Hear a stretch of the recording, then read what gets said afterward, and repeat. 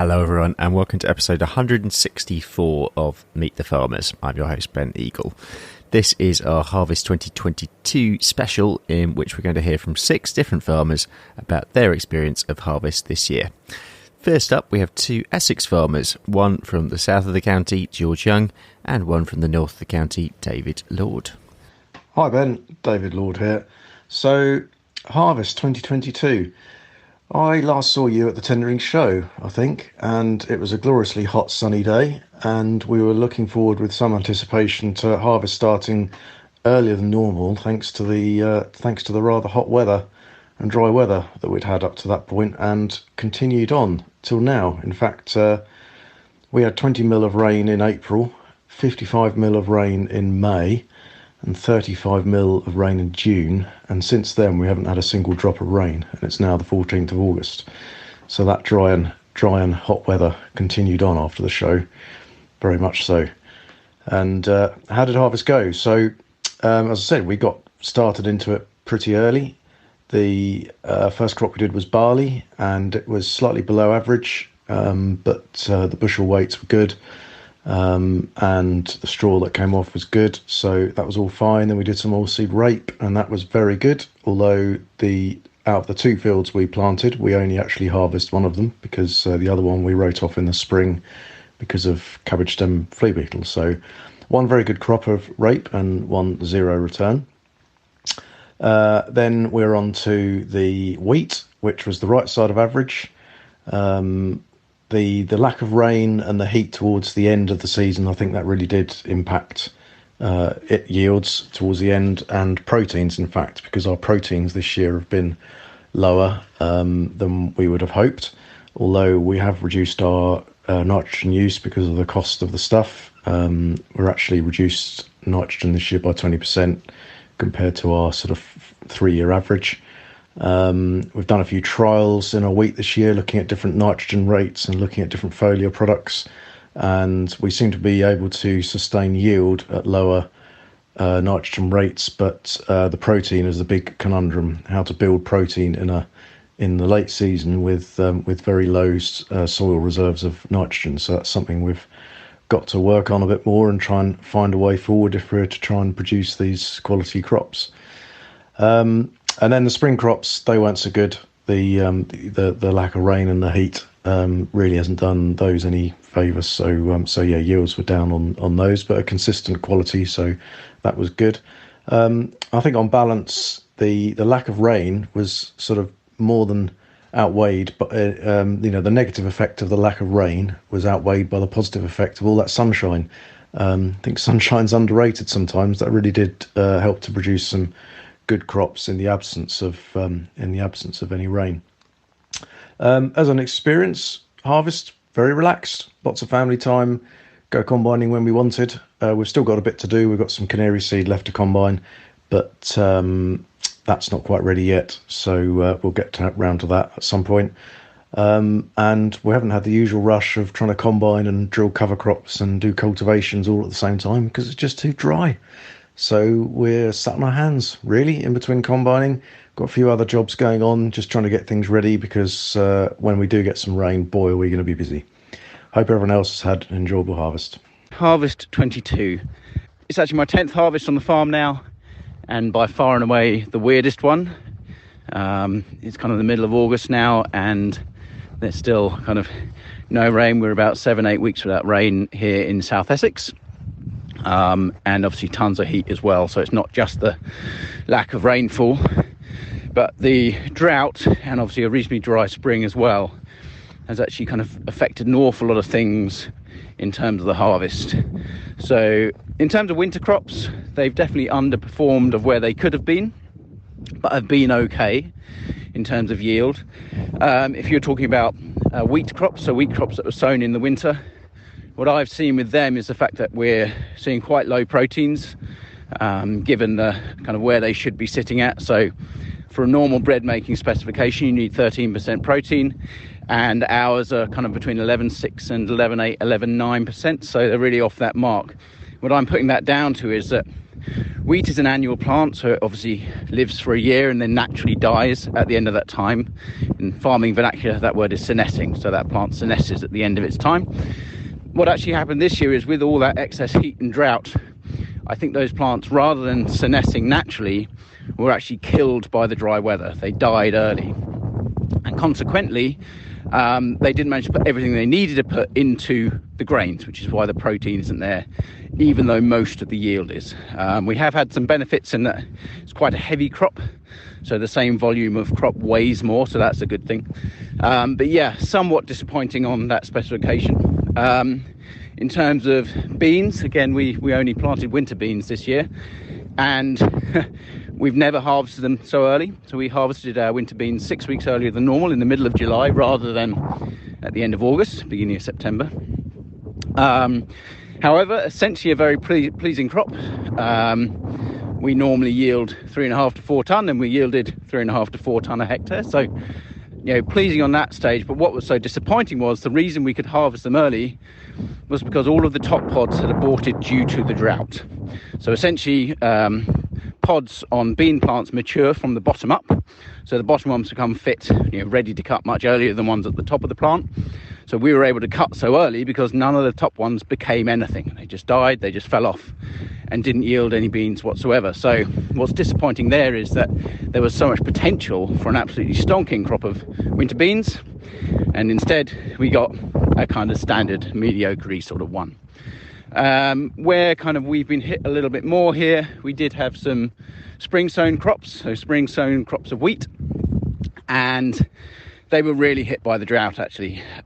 So essentially they never really got a chance to properly get going, and their yields were on the disappointing side, so not really where they should have been. But hey, that's just kind of one of those things when you're harvesting. So yeah, it's just been odd because I've never had a year when you literally have 0 showers, when you often have no dew in the morning. So dew in the morning will often put a bit of moisture into the crop, and we always have to harvest below a certain moisture content, basically to make sure that the crop stores well in the shed. So normally that's sort of 14.5-15% on a lot of crops. And it was a doddle. We just went out and got the crops cut in the barn, nice and dry. Had to cool them off a little bit because they obviously came in very hot, because we had so much heat. So if it's hot, you also can get problems with bugs in storage and things like that. So it's important to get the crop cool quite quickly. But yeah, just very strange to have such an easy harvest on that front.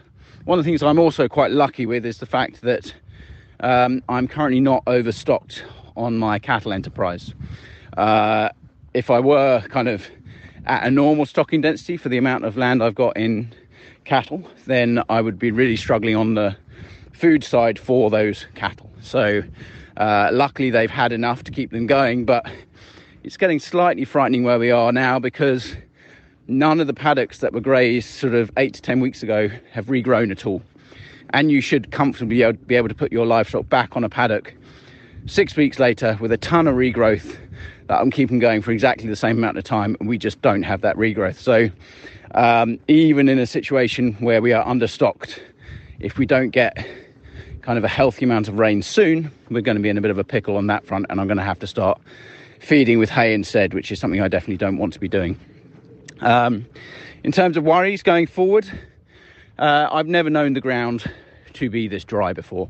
It's not kind of just dry on the surface, it's dry a long way down. So it means that in terms of my next port of call, which is thinking about establishing my crops for harvest next year, harvest 2023, which they'll be going in at the end of September, beginning of October.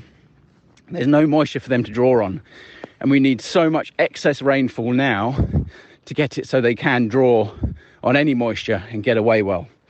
I mean, we've obviously got 6, 7, 8 weeks to recoup some of that, but yeah, it's going to take a lot. And the biggest worry is that when you've got ground that is as dry as ours is at the moment, it takes a lot for water to be taken up. It's actually very non-absorbent as it stands at the moment, which means that we could be dealing with a lot of runoff.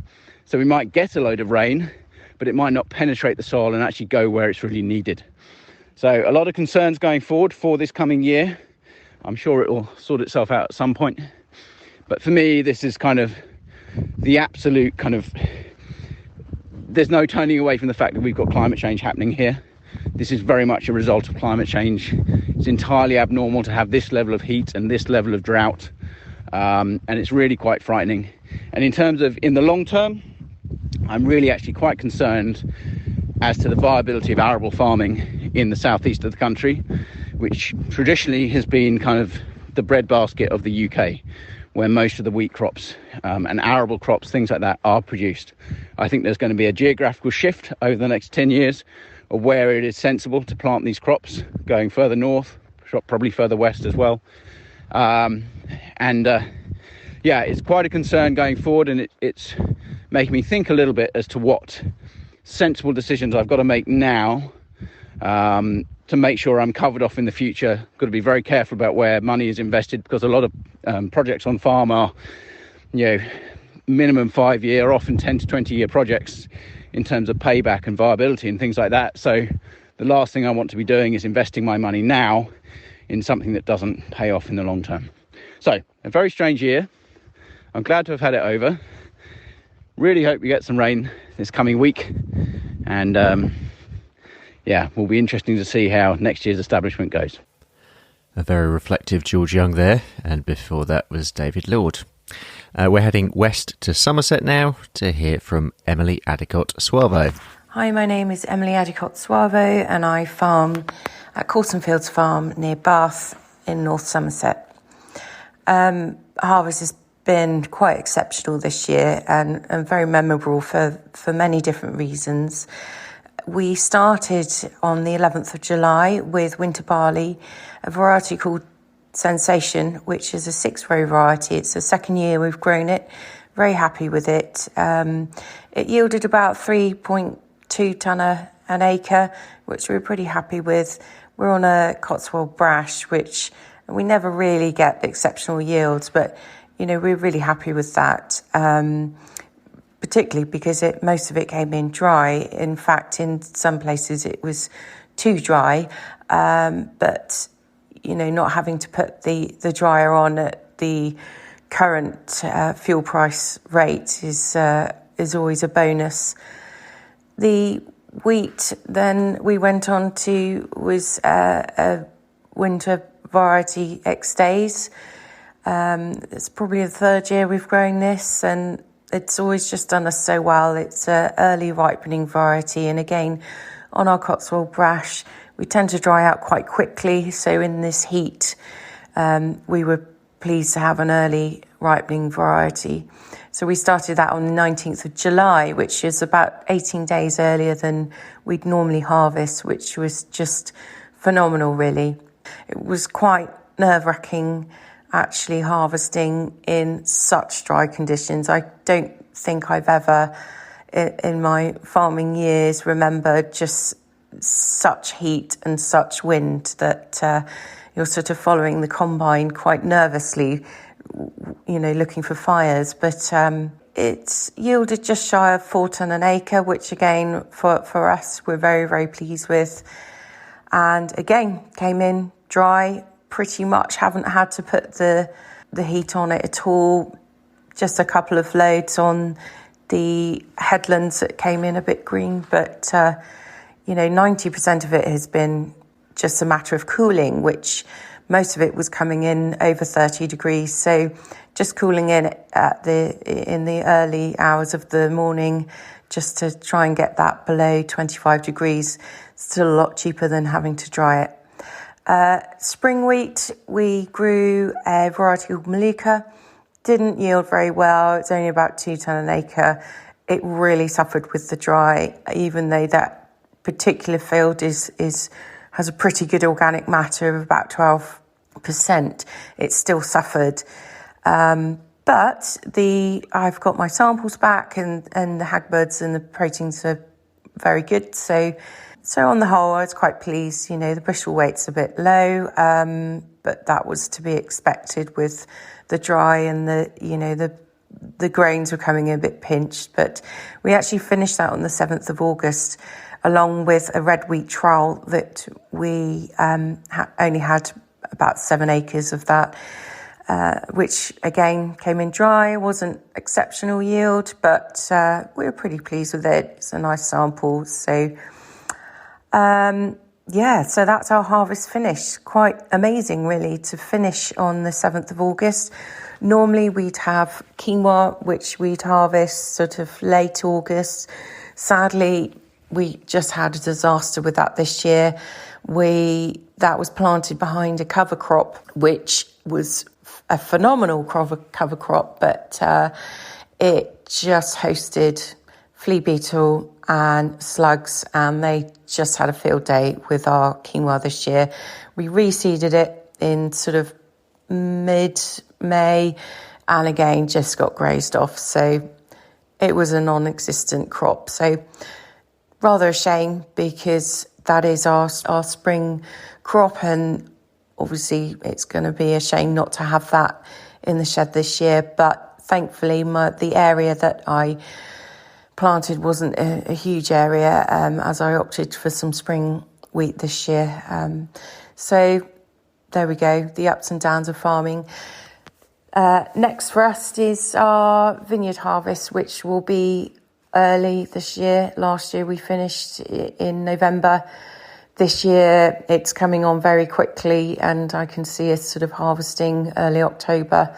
It's really, really suffered with the dry. Again, we're on brushy ground, and the vines that are standing on the thinner soil are definitely really, really feeling the dry now. But so I don't think we'll get a phenomenal yield this year. But it's the highs and lows of harvest, isn't it? So that's our roundup. We have had a bit of rain last night for the first time in a very long time. So next for us is to put some cover crops in, and hopefully the ground will be soft enough to go on with that, and then get some winter linseed in early September. Emily Adicott Suave. Next up is Ali Hunter-Blair in Herefordshire. My name's Ali Hunter-Blair, farm in Ross and Wye in Herefordshire, mainly arable, mainly combinables with a bit of sugar beet as well. And what's there to say about Harvest 22? I suppose it's been the easiest, most stress-free harvest I've ever been a part of. I suppose with young twins and a young family, actually I've been very grateful of the fact that it was very stress-free. The dryer hasn't been on. And won't be on, which is fantastic, especially with kerosene prices as they are and electricity prices as they are. I was a bit concerned about how much it was going to cost us to dry corn this year, but that won't be something that we have to do. The yields have been variable, I think would be the best way of describing it. We started very, very early. We were probably 2 weeks ahead of schedule into the winter oilseed rape on the 9th of July. We actually started some spring barley that we planted in January before that as well, which came off first. So combining spring barley before oilseed rape is a very, very bizarre concept, but actually that spring barley did really well, and actually it was the best of the bunch. The stuff that we planted in end of Jan, early Feb, out yielded the March, the normal sort of drilling window for spring barley, by about 2 tonne a hectare, 2.5 tonne a hectare. So it was a bit of an experiment. The conditions were right, and we planted the conditions rather than the date, and that seemed to work for us quite nicely. So the spring barley really went from the sublime, which was the early planted stuff, to the horrendous, which was the late planted stuff in the end of March, which just didn't see any rain from the time that it was planted, and then those really hot dry days just burnt it off very, very fast. But we've actually had the sample results back now, and actually we are going to make malting, which was something that I didn't think we'd do on the later planted stuff. We split the sheds because I thought with the yields where they were, we'd be too high in nitrogen, but actually we've come back with everything below 1.85, and all the other qualities really good. The bushel weights actually on the barley are fantastic, which is something that is good, and with some of the way that we've sold some of this malting barley, as long as it doesn't get rejected, the margin is actually pretty strong on it, which is nice. The oilseed rape is good, probably the standout crop of the year, I suppose, for us, and we've had one load go in with oils of 46, so there's going to be a healthy little premium on that as well. Moisture was something that we had to struggle to get hold of. We were combining at 5 in the morning. It's the first time I've ever seen sunrise from a combine cab. Delightful it was too, actually. But yeah, to be, starting combining at 5 and then be finished by 10 because the moisture was down at 5 was something that we had seen before back in 2018, I think, but never to that extent.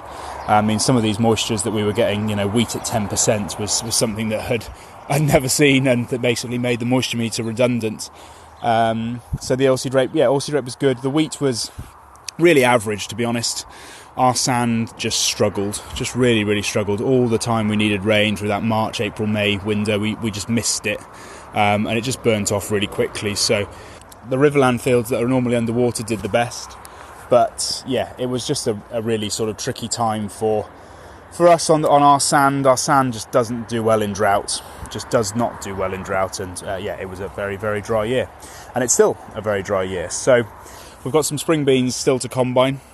The first set on the sand with no rain have been awful. I think what we're doing at the moment, we've done 12 tonnes off 6 hectares, so 2 tonne a hectare. So it's probably not the replacement for the soya I was hoping it was going to be, but we've got one field still on the river, which looks fantastic actually. It's sort of 5.5, 6 foot tall, and it's still not quite fit, and as it shouldn't be. So I'm hopeful that will come off quite nicely and make an average yield for our first ever year of growing spring beans. At least I'll have some seed to grow for next year. So all in all, I suppose harvest has been stress-free, which is actually quite a nice thing. I take a stress-free harvest, an average stress-free harvest with high prices over a bumping stressful harvest. But we'll still be here next year. We'll be able to pay for the fertiliser that we bought in July, so that's always good. And bring on next year. We'll have another go, plant some more crops, and hope that we get some rain in the right places.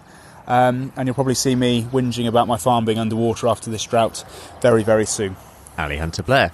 Up to Yorkshire now to hear from Andrew Wilson. Morning, Ben. Andrew Wilson. Harvest 2022 at Brickyard Farm, quite easy for a change. The dry has done very little. Where it has dried is for somebody else, which is always a good sign. Winter barley produces a decent average, 3.6 tonnes per acre. I don't quite know what that is in metric, but that's decent for us. Probably 10% above average. Wheat is quite a variation between the best is the best ever that we've ever produced, 5 3/4 tonne per acre. It was only an 11 acre field, but it still counts. The worst scraped by 3 tonne, not a disaster. Generally speaking, heavy lands has produced the goods better than the light, but that's to be expected here in a dry time. The heavy land is over 3 foot of blue clay, so it does hold on to a bit of moisture. The spring barley is about average, a little bit less than average, about 2 tonne to acre. Decent quality, but not that much of it. It was as good as it was going to be this year for the conditions it went in and the rain we've had since, really. Spring oats a bit poor. The seed oat crop after sugar beet's done alright. About 2 tonne to acre, just over. Straw is a little bit mashed up and a little bit sappy in places. I'm actually just flipping it over now with the woofler so that we can get it baled before the rain tomorrow. It seems a bit wrong turning straw with the sun shining like it is, but oat straw is a bit notorious for clapping and being a bit damp, so it needs must. The milling oats on heavy land, we've got everything wrong with them really. We direct drilled them into a cover crop that was too late, desiccated. It didn't look like anything special, but it was quietly growing in the background, and it kept the land too wet. I should learn by my own experience with that one. They've done about 1.5 tonnes to acre, maybe a touch over, but not much over. Moisture levels are very low, 10, 11, 12% moisture. It's costing us a little bit of weight. But no drying costs, still reasonable yields and half reasonable prices. We can't complain really. I'm trying to ignore what I've sold early. I'm not on my own there by a long stretch. There's a lot of us sold a little bit in advance at what's, with hindsight, not a very good price. Our winter beans are just cut this morning. We've got 9 acre in a 12 tonne trailer comfortably, so draw your own conclusions on them. I have never seen beans so dry. They're like ball bearings, but we've cut them and now we're combined up to what's fit. We've got 25 acre of spring beans to cut and about 5 acre of oats, spring oats, that we drilled the last week of May after we finished planting potatoes. with a bit of blackgrass problem in an oat field, and I round-upped it off because I didn't want to go into seed. And we thought, well, conditions are reasonable, shall we re-drill it? Well, seed off the muck and nettles, get it sown, see what it does. And actually, they look half decent. They've had no more inputs at all since they were drilled, absolutely zero since they were drilled. And then they still look good, really. They're just not fit yet. They're turning colours now, but they'll be a fortnight off fit. The mistake I made there was I should have taken another tram line out, because I did round up another tram line off later where there was too much blackgrass.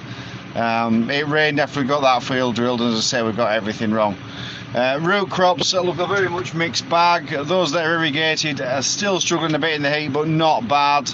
Anything on bodied land is held on, but I always say a potato will take one type of stress, and they've coped with the drought until the hot temperatures come, and that's giving them a proper kick in.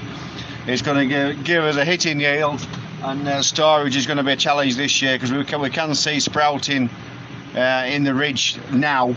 There's a bit of chain tuberisation and a little bit of secondary growth, so they're nothing fancy at all. Unirrigated crisping potatoes on sand are pretty crap. They'll be 10 or 11 tonne to acre, really. But it's to be expected in this sort of heat. Sugar beet is flagging like hell. Beet's recovery is remarkable, to be honest. But recovering is what it's going to have to do. We've got some salt on in the sunshine, that usually perks it up. I hope we get the inch of rain we forecast next week. Hope that makes some sort of sense. I'll catch you later, thank you. Andrew Wilson. Rich Heady sends his report now from Buckinghamshire. Harvest for us this year has been pretty relentless. It's normally broken up by the rain, so we get a few days to catch up on jobs, whereas this year we have just run straight through. So that's meant we finished over a month earlier than last year, and probably a week earlier than we've ever finished before. So I'm really pleased to have finished, because it's been a massive kind of headache trying to avoid a fire this year, with everything being tinder dry. It's been a massive concern. So we've been blowing off the combine twice a day. We've had water close by. So we've just really been worrying about it. And I feel for everyone who's lost fields to fire or machinery, because it's happened quite a lot in our area. Harvest started really well. We had some good yields to start with and good quality, which was surprising, because in the run-up to harvest, there seemed a lot of doom and gloom about that the drought would have really affected yields. So we had some really high-quality wheats to start with. But actually that started to tail off. The further we got through harvest, the lower the wheat yields became. And I think that's because the earlier ones managed to get all the water they needed out of the soil. But as the drought kind of really started to bite, the later to ripen crops started to feel the moisture deficit. So we started to get smaller wheat grains towards the end, and a lot more ergot in our sample, which is a fungal disease. The spring oats were surprisingly good. They came next. You would have thought they would have suffered from the lack of moisture, but actually they were quite bold. So we're really pleased with them, and they're quite a clean crop. The winter beans, again, they were fairly good. You know, we had to start really early in the morning to harvest them, because the pods were so brittle during the hot, dry days. If we tried to harvest them in the daytime, the beans just shattered and went everywhere, and we lost probably a good third of the yield. But doing it with early morning starts, with a bit of dew around, the pods were a bit more leathery, and we could actually get them in the combine before they popped open. So we're quite pleased with those overall. But then the spring wheat and the spring barley was actually pretty terrible. We only got about half the yield we were expecting in them. So yeah, the drought conditions really did bite by the time they were filling their grains. So we had very small grains from them, and it was quite a thin crop, which was very disappointing. So now we're just waiting for some more rain. We're a little bit behind. We've got stubble turnips and cover crops in the shed, all waiting to go, but without any moisture around, it's not worth putting them in yet. So we're going to be a little bit behind getting them sown. But fingers crossed we can get some rain soon, and we can get them growing. Thanks. Rich Heady, and it's now over to North Wales to my good friend Mr. Will Evans. Hi Ben, you've asked me to give you a quick update on harvest. So here I am, it's Will, by the way, Will Evans, farming up here. Our home farm is near Wrexham in North East Wales, and then also farming some, share farming with my in-laws. One farm near Market Drayton in North Shropshire, and the other down on the South Shropshire Worcestershire border. So we've got a bit of a range of different soil types and cropping.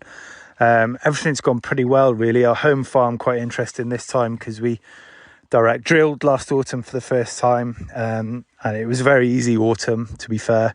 We didn't have any flooding in the winter, and our farm is quite susceptible to that. And it's obviously been, although it's been very dry, at least it's been quite an easy summer for getting on with the harvest.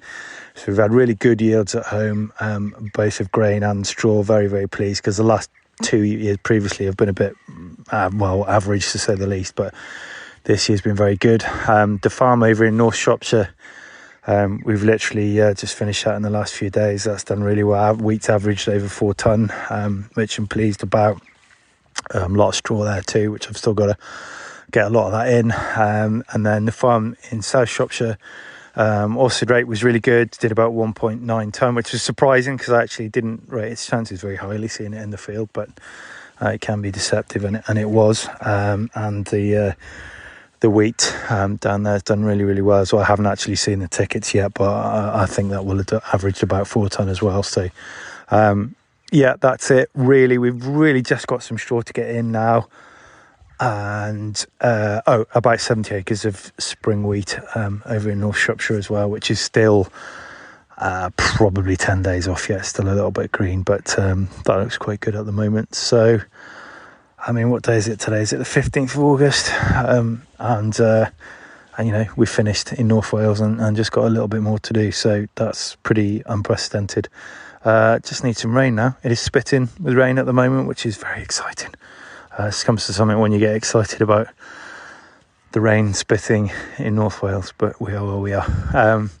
That's it, I think. Cheers, Ben. All the best. Keep up the good work. Will Evans, and we're going to finish with John Pawsey, who farms organically in Suffolk. Hello, Ben. It's John Pawsey here. Yeah, thank you so much for asking me to do a harvest report for our crops here at Shimpling Park Farm. What an extraordinary year. I mean, we started on the 18th of July. We usually start our spelt. That's the first crop is usually ready. We usually start that on about the 25th. And so we're a week early. And I'm sitting here in sort of slight trepidation because we should actually finish harvest today, which is the 15th of August, which I think is probably a record for us. So, we've harvested around about 1,200 hectares of crops. And the main crops we're growing, as I mentioned before, spelt, that's done pretty well. Its yield is slightly lower than I anticipated. Our budget is sort of around 4.5 tonnes a hectare, and I think it's done slightly under that. But we love growing spelt because it's really tall and competitive with weeds. And as I always say, even if it does have a few weeds in it, you can't generally see them because it's so tall, which is great. I just should add that obviously we're farming all organically, so we're sort of living with weeds within our rotation. So the spelt, I think it's going to be a bit below par. Winter wheat, which we had a blend of X-Days and Siskin, pretty much did what we budgeted for, so I was happy about that. It's been amazing how our winter crops have hung on to some moisture and actually delivered. The other thing I should mention is the specific weights of everything has just been absolutely phenomenal this year, and I think I'm going to put that down to a really sunny June. So that's our winter wheat. We've also got a winter wheat and bean blend. We don't grow beans on their own anymore because of very poor yields with chocolate spot and bean rust. And so we grow them with wheat to take the risk out of those low yields. And again, we got a X-Day Siskin blend, and the bean variety is Vespa, and that's done pretty well, I have to say. Varying amounts of beans in the blend, and that sort of put down to sort of seed bed. But last year we grew it on a big scale, about 240 hectares last year, and we managed to raise our grain N in the beans. In the wheat by growing beans with them. So haven't tested for that yet, but hopefully that's going to be a thing this year, and we'll be able to sell that wheat as milling quality. Big crop for us is spring oats, milling spring oats. Which we're still doing, so don't know final yields on that, but they've done. I think they're going to sort of run averagely. Spring malting barley, mixture of a Westminster and Laureate. That's had sort of varying yields. Usually that crop comes right at the end of our rotation, so we're lacking a bit of fertility, and I think that's going to be half a tonne a hectare down.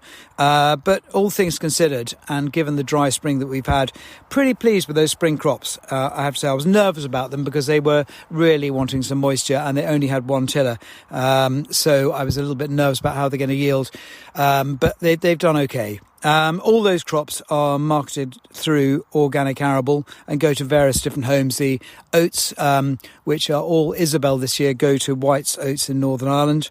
And the malting barley generally goes abroad. Actually, last year went abroad, but not sure where it's going this year. But then also we grow some specialty crops, and I know oilseed rape is not a specialty crop for most people, but for us it is. Trying to get it established and away from flea beetle.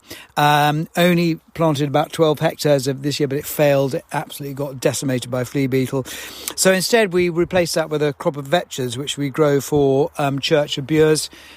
They've done incredibly well. I think they're probably going to be the crop of the year. They go incredibly flat, so they're very difficult to harvest. But we've got a class Convio Flex cutter bar, and it just, the whole cutter bar follows the contours of the soil, making sure that you can pick all those vetches up. Another first for us this year is growing some lentils for Hobmadods. They also go flat, so the Convio Flex cutter bar came into its own as far as that was concerned. Another first, we are growing some peas for a company called Novo Farina, and they're going to go into organic baby food. They didn't do well, I have to say. They were very short, very small pods. Not sure we're going to be growing those again. And the other thing that failed this year was we had 8 hectares of cheer, which we're growing for the second year running for Fair King, but unfortunately it just didn't come, and when it did, tiny little plants, really nothing, no yield there at all, and the weeds sort of took over. So in the end we decided to mow them. The other thing I just want to mention is our sheep. I mean, we've got 1,000 New Zealand Romneys, and, Shimpling Park Farm is looking like the Serengeti. I mean, we've had 160 millimetres rain since the 1st of January, and we just have got no grass. So we've been very short of food. But I have to say, the ewes, being the New Zealand Romney breed, they still look fantastic. But we certainly won't be fattening the lambs on the forage that we've got. We started using our winter forage already, which is a bit worrying. We get a rain, which we're due to get this week. Hopefully some of that grass will pick up, but it's going to take a while, so it's going to be difficult to fatten those lambs. We sort of resorted to actually baling the vetch straw, which we've got about 350 bales off 12 hectares of vetches, and we started feeding those to the ewes, and it's a bit of a stomach filler, not a huge amount of protein in them, but they're absolutely going for that vetch straw. So that's a bit of a boon. We're carting a huge amount of water out to them because these New Zealand Romneys, they're all on electric fencing, and they go around the farm on the different lays that we have, 2-year lays on the farm. And we're just carting out thousands of litres of water for them every day just to keep them going. I just got to mention our amazing harvesting team. We got Sam, who's been with us a couple of years. We got a new combine, and new to us. We got a class demonstrator this year, and he drove that for the first time. Absolutely got underneath the skin of it. He's done brilliantly and really worked well with the harvesting team, which involved Charles, who's just started with us this year, and he's been absolutely fantastic, being corn carting, and he'll be cultivating soon. My oldest employee, Andrew, who's a year older than me, 59, I'm 58, and he's been doing a bit of corn carting, but mainly he's taking up the lays and preparing seed beds. And Andrew's just, an old stalwart. You can all just rely on him to crack on and just be, great. Longest memory, that man. You can just tell him anything once. He's absolutely fantastic. And then we have harvest help with Peter, who's one of our contract farmers actually, and he comes in and drives a trailer, and a huge amount of experience, so really helpful for the younger people in our team. And of course we've got the very hot, as in it's been a very hot season, our shepherd Joe Hanks, who has just been carting water and just, keeping those ewes fed and trying to fatten the lambs. So just, huge thanks to our team. So in summary, I think we're going to look at average yields, but prices are good. And so I think all in all, I think it's going to be a really positive year. I just hope, I'm wishing for rain, but as I'm here talking, giving this report, I'm just wanting the rain to hold on for one more day so we can finish harvest on the 15th of August. Ben, great chatting to you, and speak very soon. Thank you. John Pawsey. That is it for today, but a huge thank you to all the farmers who sent me their reports: John Pawsey, Will Evans, Rich Heady, Andrew Wilson, Emily Adicott-Suavo, Ali Hunter-Blair, George Young and David Lord. Next time on the podcast, I'm really pleased that I'll be joined by Johan Humphreys. If you don't already follow him on Instagram, he is well worth a follow. You'll find out why when you do. You can find him at @that_Welsh_farmer. Until then, though, I'm Ben Eagle. This has been Meet the Farmers. See you next time and have a great week.